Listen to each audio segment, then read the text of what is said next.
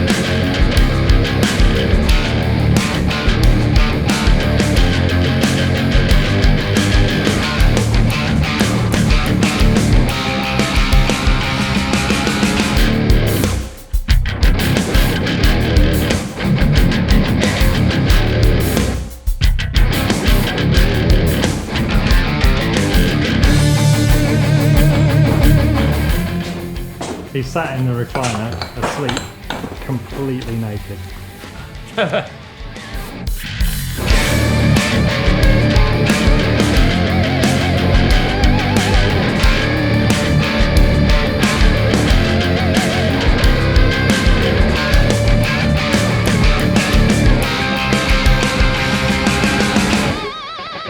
We've cut the hole.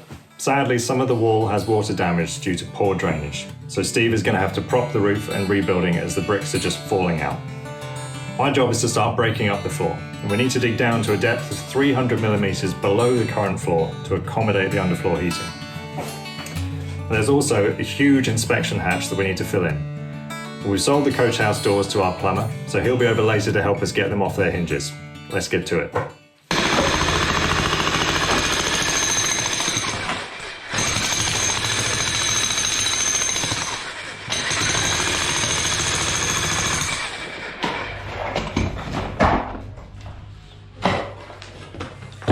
Made of all crap in it, it's so Fucking awful. Can I have that?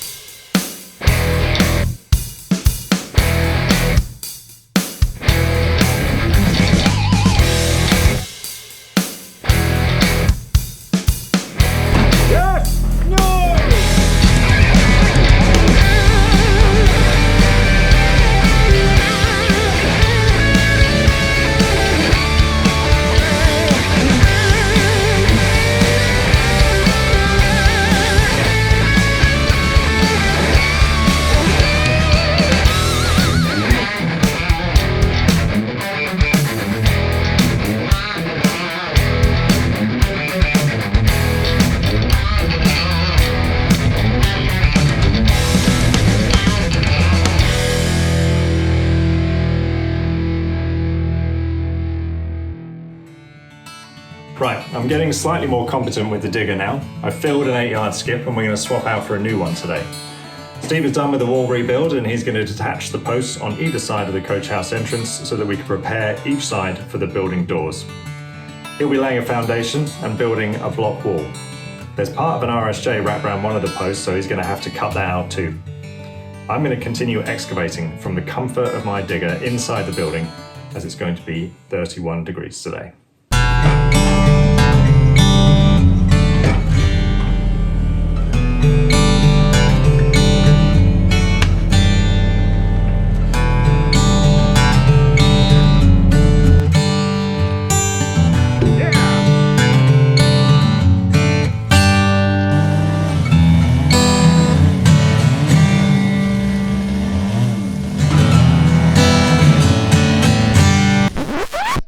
Well, we've hit problems.